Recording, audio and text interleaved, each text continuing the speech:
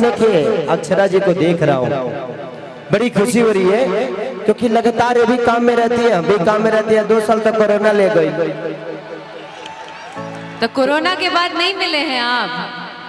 मिला है लेकिन बोले झूठ, बोले झूठ। मिला है लेकिन हम प्राइवेट में न मिले हैं। कभी पार्टी में मिल गए तो वहाँ 20 आदमी का पार्टी होता है, कभी फंक्शन में मिल गए तो वहाँ 40 आदमी होता है। अब आज 5 लाख पब्लिक में तो पहली बार मिले हैं ना। ये सही बात। ये लोग, ये सब लड़के तो अपने भौजाई को 4 साल बाद देख रहे हैं ना। जौन भी लड़की मंच पे आवेले सर, सबके भौजाइये होली। देखिए थोड़ी देर के लिए तो आप इनकी भौजाइये हैं, गलत हो कि सही हो हमको रोक लीजिए गया, इनको कैसे रोकिएगा? क्योंकि इस दुनिया में सबको पता है कि मैं शादीशुदा हूं, मेरे 2 बच्चे हैं, लेकिन उसके बावजूद भी सिनेमा में हीरोइन के मांग में सिंदूर डालता हूं ना, सिनेमा में सुहाग रात मनाता हूं ना। गह भी लड़को हो जाता है, होता है कि नहीं होता है, वो अलग मैटर है कि दिखाया नहीं जाता है कि कहां से निकला है, वो अलग मैटर है। लेकिन लड़को होता है, बियाहो होता है, सुहागो रात होता है, पति पत्नी का प्यार भी दिखाते हैं हम लोग। अभी एक मेरा सिनेमा रिलीज होने वाला है,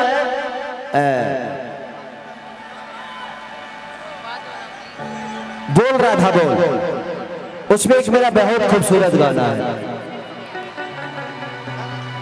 कि बात पागल के पता ना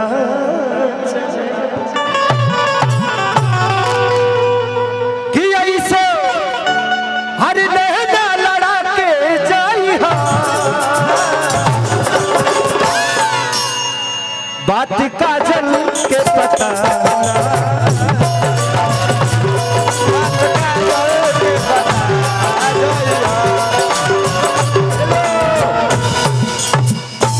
तू हमारा कर देखबो तो तनियो ना घबराए, खाली हमारा पर नजर रखल कि खेसारी सब कुछ पवल देवी भजनिया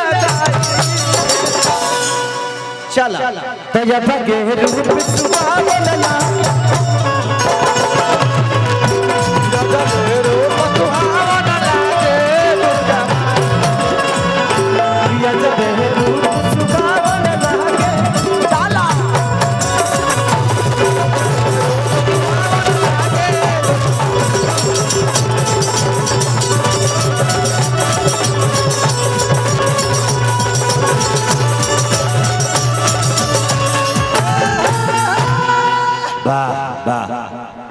तनी चपले रह, खाली हमारे कर देखत रहल, तनियो मनी हरका ना लगी, खाली नजर मिलत रही था।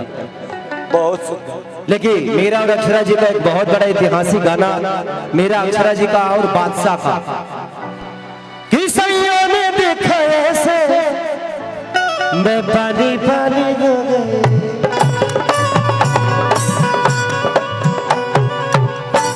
अक्षरा जी एक ऐसी आर्टिस्ट है कि मेरी गुरु भी है, मेरे से पहले इन्होंने सिनेमा में आया, मेरे से उम्र में भी बड़ी है, सिनेमा में भी बड़ी है, अनुभव में भी बड़ी है। उम्र में बड़ा नहीं थी, उम्र में बड़े नहीं है, ज्यादा तेज मत बनिए आप। मैं इनसे डांस भी सीखा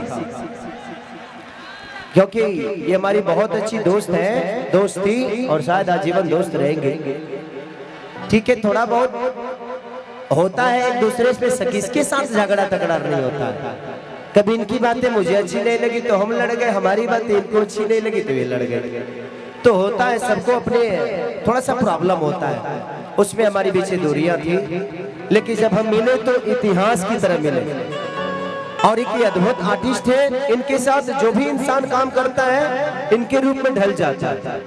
और आज इनको किसी की जरूरत नहीं है कि सारी लाल अपने जगह पे बहुत बड़े हो सकते हैं, लेकिन आज अक्षरा जी भी अपने जगह पे बहुत बड़ी है और हर आर्टिस्ट अपने जगह पे बड़ा ही होता है। और अक्षरा को ये भी कहा जाता है कि भाई पूरी भोजपुरी इंडस्ट्री की शेरनी है। तो शेरनी के मतलब ये होता है कि किसी का बर्दाश्त नहीं करना, क्योंकि जिसको काम आता है वो किसी का बर्दाश्त नहीं करेगा। क्यों बर्दाश्त करेगा जब आता ही है भाई, तुझसे ज्यादा हम जानते हैं तो बर्दाश्त क्यों करेंगे। तो वो चीजें हैं। तो अक्षरा जी के नाम पे एक जोरदार आप सब ताली जरूर बजाइए। और एक औरत का सम्मान है और आज के डेट में पूरे बिहार यूपी झारखंड के लड़कियों की एक्सप्रेशन है ये। लड़कियां इनको अपनी आइकॉन मानती है। हीरोइनों तो बहुत है लेकिन पहली ऐसी हीरोइन इस बिहार और झारखंड यूपी की है जिनको लड़कियां अपनी आइकॉन मानती हैं, जिनकी तरह बनने की कोशिश करती हैं। तो मेरी शुभकामना है अक्षरा जी आपके लिए कि ऐसे ही आप पूरी दुनिया का अभी तो सिर्फ 3 राज्य की बनी है आइकॉन, मुझे मैं चाहता हूं कि पूरे 140 करोड़ जनता के आइकॉन बने आप। मेरी शुभकामना है। Thank you so much. I love you. I love you too. पर आई लव यू मोर।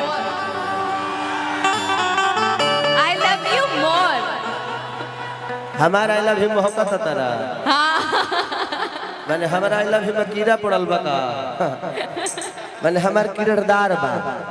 कोई नहीं, आज आप भी इन्हीं से प्यार करती हैं, हम भी इन्हीं से प्यार करते हैं। हमारा अस्तित्व इन्हीं की वजह से है। अगर आज ये मोहब्बत नहीं की होती तो शायद आज भी खेसरिया भैंसे चराता होता।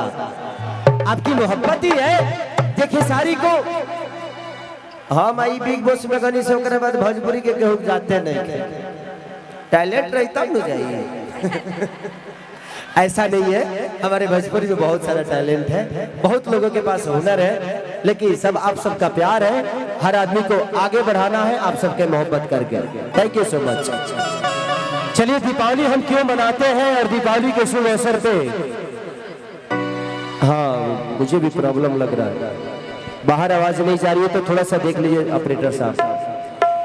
लक्ष्मी पूजा समिति चमातू जान थोड़ा सा इधर चुम्मा उम्मा दे दीजिए ना, इधर भी। अक्षरा जी उधर मत दीजिएगा ना तो कई को कूद के जान दे देगा। इधर दे दीजिए, इधर नहीं तो कई को इधर बेमतलब के पॉइंट खराब कर रहे हैं सब। आई लव यू। हाँ इधर पॉइंट इधर है। आई तो राम जी की बात है, हम दीपावली क्यों मनाते हैं? जब भगवान राम अयोध्या आए थे तब हम लोगों ने दीपावली मनाई। तो उसी भगवान राम के लिए, हनुमान के लिए एक गाना।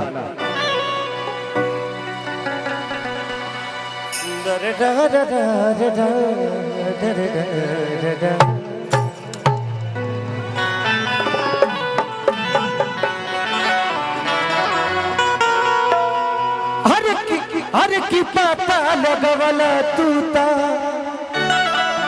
देखो बढ़ाऊंगा, एक बढ़ा दीजिए।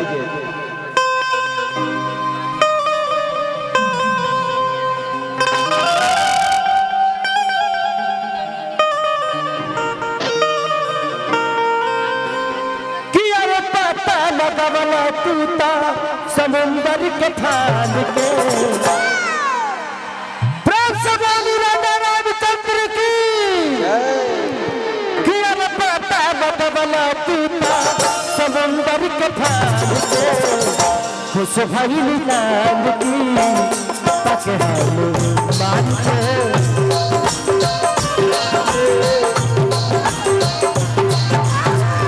खुश भई नीलाम की तक मान के।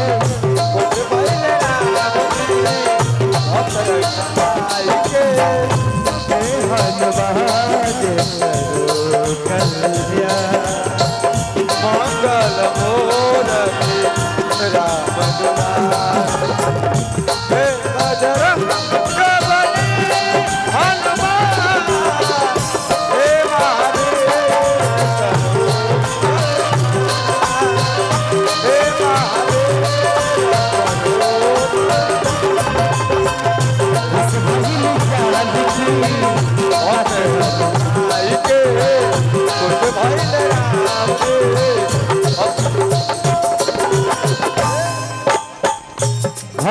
हनुमान जी से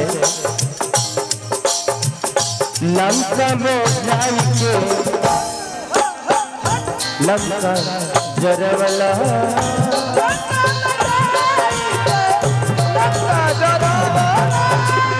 सीता माता के पता लगवला।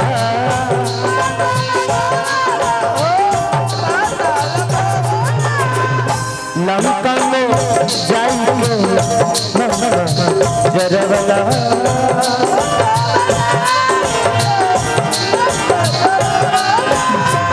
सीता बता के पता लगवला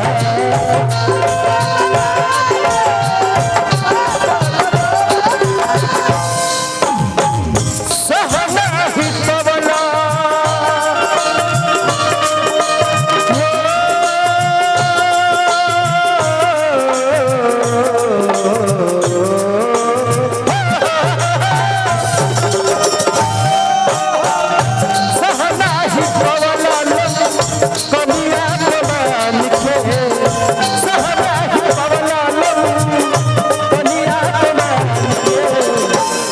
भइल जानती पाके हालू मान के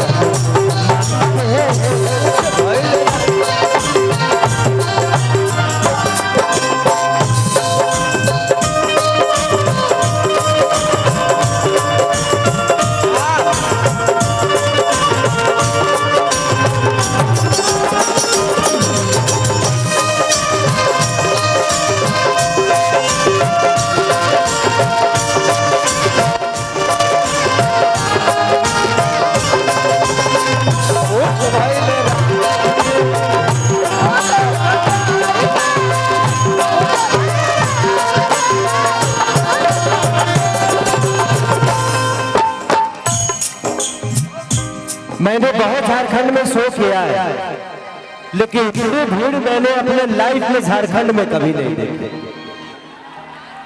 थैंक यू सो मच इतना सारा प्यार देने के लिए कि आप लोग इस बेटे से और इस बेटी से इतना प्यार करते हैं। आप लोग चाहे वो अक्षरा जी हो, चाहे मैं हो, या आपके भोजपुरी का कोई भी कलाकार हो, आपके प्यार के बिना हमेशा वो अधूरा रहता है। आप हैं तो मुझे लगता है कि आज से कुछ दिन पहले, आज से 3 महीने पहले लगातार 3 मंथ तक आपका अपना बेटा, आपका अपना भाषा पूरे ब्रह्मांड में नंबर 1 पे था, जिस गाने का नाम था कि राजा छुपा नगर में होला, ए राजा जाई बाजार ले जाइए कोका कोला। ये गाना पूरे ब्रह्मांड यानी पूरे गूगल को सबसे टॉप पे 3 महीने तक लगातार रहा, जबकि ऐसा कभी भोजपुरी में हुआ नहीं। तो आप सबका मोहब्बत ही है, जब आपका अपना भाषा, आपका अपना बेटा पूरे ब्रह्मांड में नंबर 1 पे रहता है, जबकि इतनी सारी भाषाएं हैं हमारे हिंदुस्तान में, उसके बावजूद भी लेके आए भक्त भगवान से का गालस कि सुनरी के मुनरी तू तो देखला,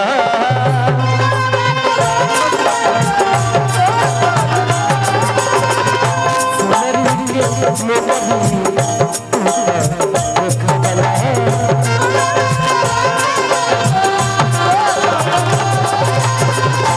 आगे मनो सीता के बाबा देखला,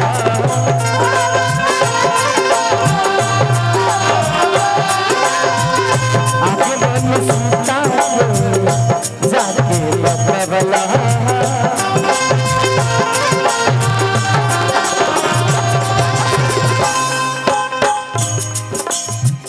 तुरते हलछन में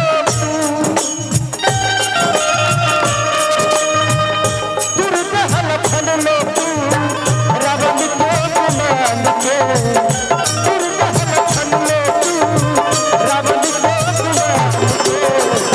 खुश भइल जान की ताके हालू